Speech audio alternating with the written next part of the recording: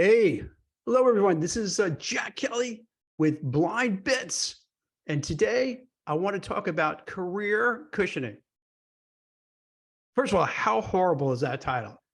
I don't want to use it, but you know how we have the great resignation, acting your wage, quiet quitting, now this career cushioning. So I'm just going along with the trend, which I probably shouldn't do, but let's put the name aside, put it aside, because even though it sounds like a weird name, it's a silly name, here's what's happening.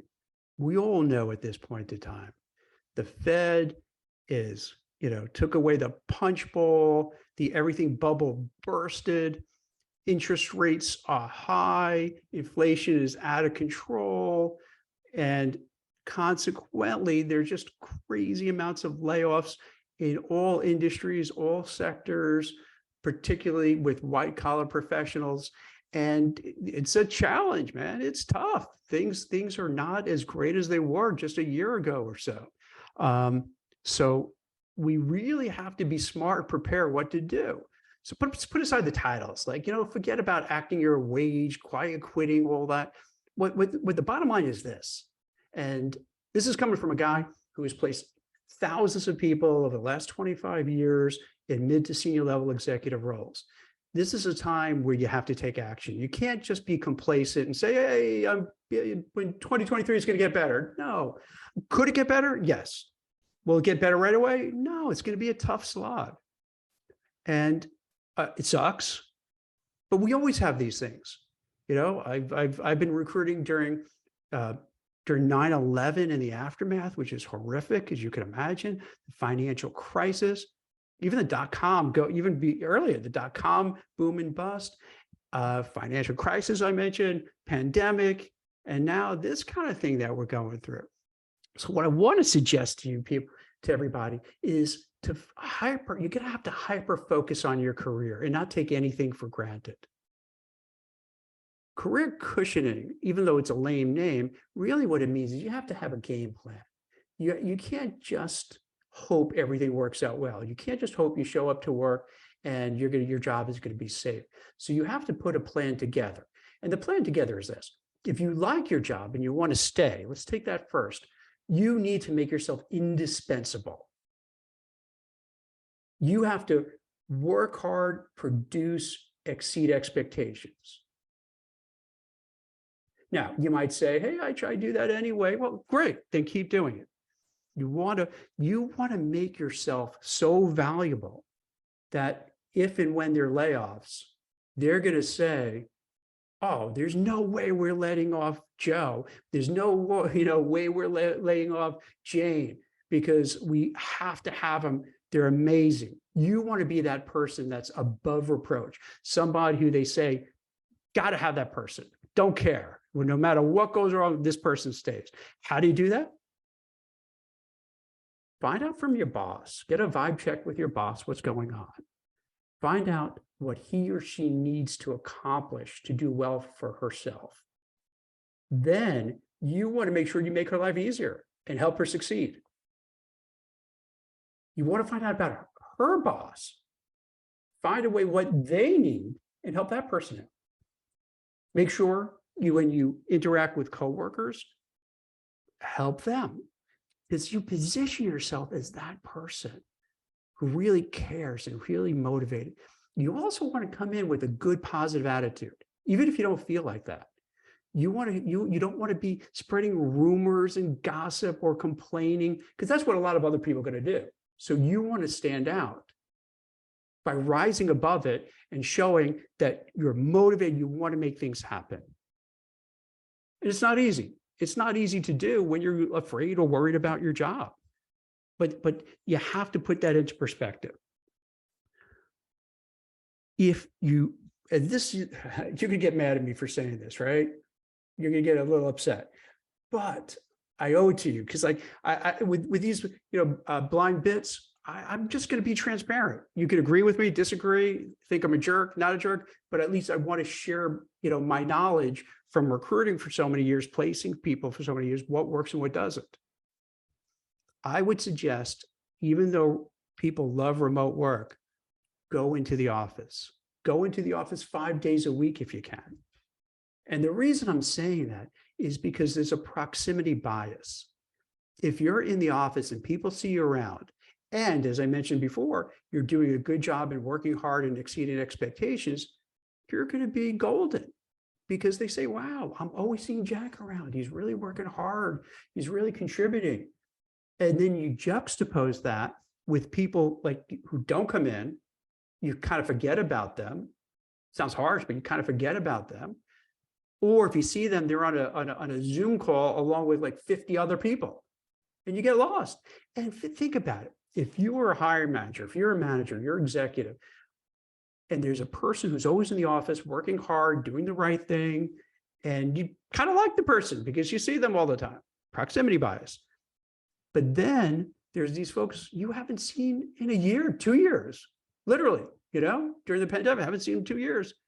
And if you have to choose who's going to go, wouldn't you kind of probably keep the person you see all the time that you feel comfortable with, as opposed to somebody who you haven't seen in 2 years and you're not sure what they're up to? And let's be frank, a lot of executives and managers, they're always questioning, if you're remote, especially boomers, and no offense to baby boomers, but I'm a Gen X, just full disclosure.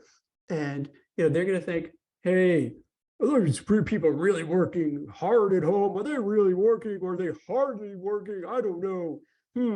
So there's this bias about that. So if you're in the office and people see you all the time, then you have a better chance of succeeding. Now, here's another part. Here's another part of the career cushioning part, is that you want to also hedge your bets, because you could do everything I mentioned: working hard, exceeding expectations, staying away from gossiping, being positive, being motivated, coming into the office 5 days a week. But it still might be tough, and you're gonna you have to worry about maybe getting laid off. So you want to hedge, and what I mean by hedging is get in touch with some recruiters who specialize in your space. Maybe find a career coach who could, if you haven't interviewed in a long time, who could help you, role play, get an elevator pitch. Find a resume writer who could punch up your resume and your LinkedIn profile. Reach out to your network of folks who who can maybe turn you on to job leads. Get involved with some events, conferences where you can meet other people, so you can kind of get a vibe of like what's working, what's not working, what jobs are open, who's still hiring. So while you're doing your best at your job, you're simultaneously keeping your eyes open. Having recruiters look for jobs for you. You look on your own for jobs. Tap into your network to find people who can give you leads.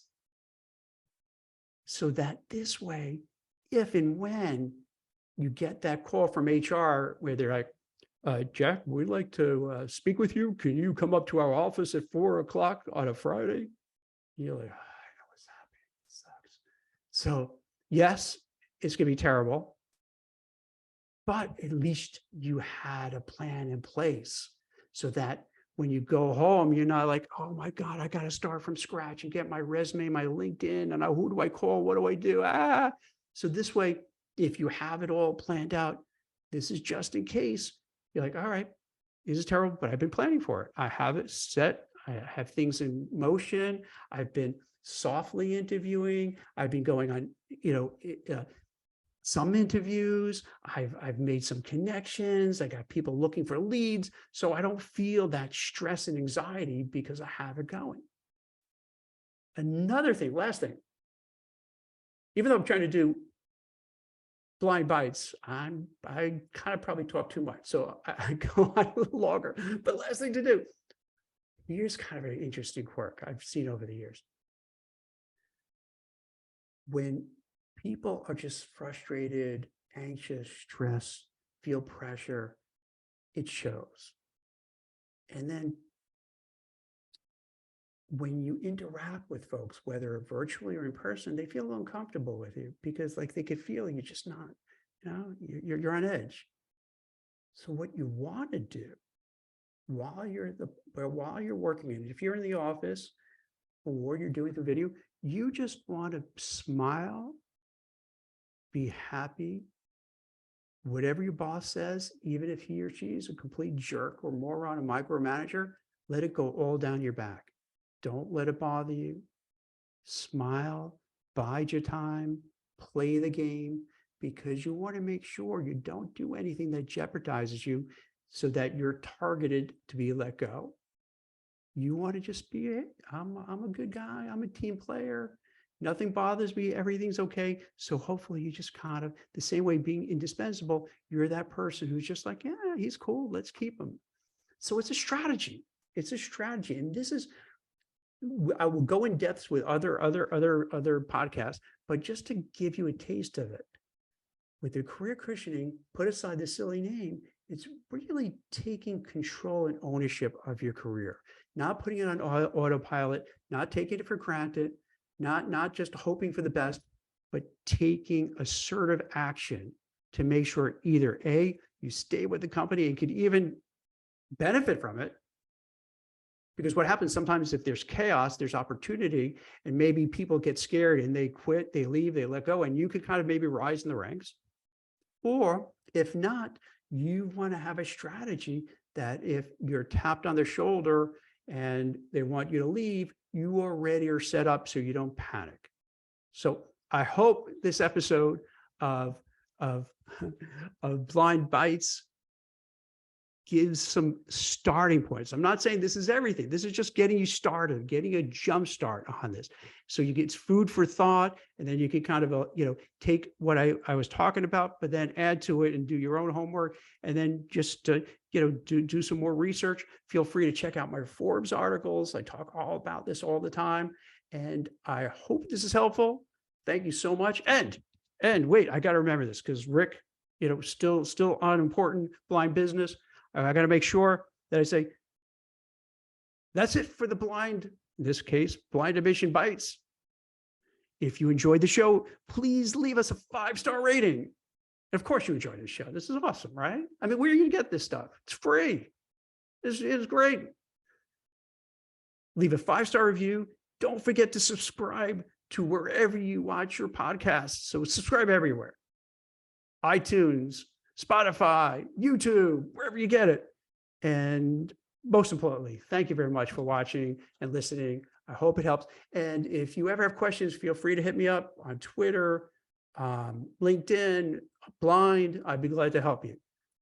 Jack Kelly, signing off. Thank you so much. Bye-bye.